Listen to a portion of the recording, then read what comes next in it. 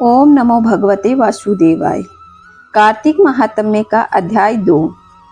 भगवान श्री कृष्ण आगे बोले, हे प्रिय, जब गुणवती को राक्षस द्वारा अपने पति एवं पिता के मारे जाने का समाचार मिला तो वह विलाप करने लगी। हा नाथ, हा पिता, मुझको त्याग कर तुम कहाँ चले गए? मैं अकेली स्त्री तुम्हारे बिना अब क्या करूं? अब मेरे भोजन, वस्त्र आदि की व्यवस्था कौन करेगा? घर में प्रेम पूर्वक मेरा पालन पोषण कौन करेगा?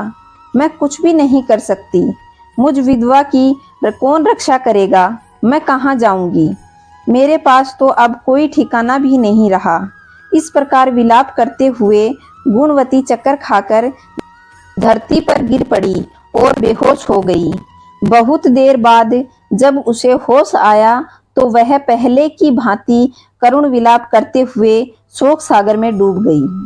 कुछ समय के पश्चात जब वह संभली तो उसे ध्यान आया कि पिता और पति की मृत्यु के बाद मुझे उनकी क्रिया करनी चाहिए जिससे उनकी गति हो सके। इसलिए उसने अपने घर का सारा सामान बेच दिया और उससे प्राप्त धन से उसने अपने पति और पिता का श्राद्ध आदि कर्म किया। तत्पश्चात वह उसी नगर में रहते हुए 8 पहर भगवान विष्णु की भक्ति करने लगी। उसने मृत्यु पर्यंत तक नियम पूर्वक सभी एकादशियों का व्रत किया और कार्तिक महीने में उपवास और व्रत किए। हे प्रिय, एकादशी और कार्तिक व्रत मुझे बहुत अधिक प्रिय हैं। इनसे मुक्ति, भुक्ति, पुत्र तथा संपत्ति प्राप्त होती है। कार्तिक मास में जब तुला राशि पर सूर्य आता है तब ब्रह्म मुहूर्त में उठकर स्नान करके वह व्रत और उपवास करने वाले मनुष्य मुझे बहुत अधिक प्रिय हैं, क्योंकि यदि उन्होंने पाप भी किए हों तो भी स्नान और व्रत के प्रभाव से उन्हें मोक्ष की प्राप्ति होती है। कार्तिक में स्नान, जागरण, दीपदान तथा तुलसी के पौधे की रक्षा करने वाले मनुष्य साक्षात भगवान विष्णु के समान हैं। कार्तिक मास में मंदिर में झाड़ू लगाने वाले, स्वास्तिक बनाने वाले तथा भगवान विष्णु की पूजा करने वाले मनुष्य जन्म मरण के चक्कर से छुटकारा पा जाते हैं। यह सुनकर गुणवती भी प्रतिवर्ष श्रद्धापूर्वक कार्तिक का व्रत करती और भगवान विष्णु की पूजा करती। एक बार उसे ज्वर हो गया और वह बहुत कमजोर भी हो गई थी।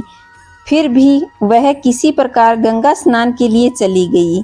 गंगा तक तो पहुंच गई, परंतु शीत के कारण वह बुरी तरह कांप रही थी। इस कारण वह शिथिल हो गई। तब मेरे दूत उसके पास गए और उसे मेरे धाम ले आए। तत्पश्चात ब्रह्मा आदि देवताओं की प्रार्थना पर जब मैंने कृष्ण अवतार लिया तो मेरे गण भी मेरे साथ इस पृथ्वी पर आए, जो इस समय यादव हैं। तुम्हारे पिता पूर्व जन्म में देव शर्मा थे, जो इस समय सत्रजीत हैं। पूर्व जन्म में चंद्र शर्मा, जो तुम्हारे पति थे, वह डाकू है। और हे देवी, तुम ही गुणवती हो। कार्तिक व्रत के प्रभाव के कारण ही तू मेरी अर्धांगिनी बन पाई हो। पूर्व जन्म में तुमने मेरे मंदिर के द्वार पर तुलसी का पौधा लगाया था।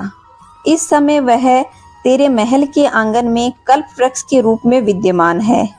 उस जन्म में जो तुमने दीपदान किए थे, उसी के कारण तुम्हारी देह इतनी सुंदर है और तुम्हारे घर में साक्षात लक्ष्मी का वास है। चूंकि तुमने पूर्व जन्म में अपने सभी व्रतों का फल पति स्वरूप विष्णु को अर्पित किया था, उसी के प्रभाव के कारण इस जन्म में तुम मेरी प्रिय पत्नी हुई हो। पूर्व जन्म में तुमने नियम पूर्वक जो कार्तिक मास का व्रत किया था, उसी के कारण मेरा और तुम्हारा कभी वियोग नहीं होगा। इस प्रकार कार्तिक मास में व्रत आदि करने वाले मनुष्य मुझे तुम्हारे समान प्रिय हैं। दूसरे जप, तप, यज्ञ, दान आदि करने से प्राप्त फल कार्तिक मास में किए गए व्रत के फल से बहुत थोड़ा होता है, अर्थात कार्तिक मास के व्रतों का 16वां भाग भी नहीं होता।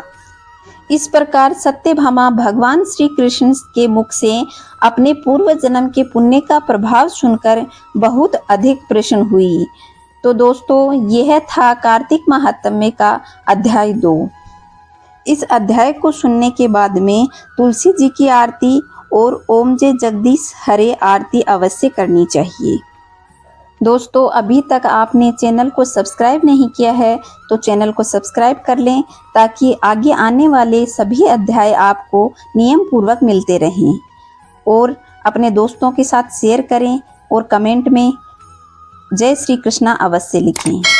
जय श्री कृष्णा दोस्तों।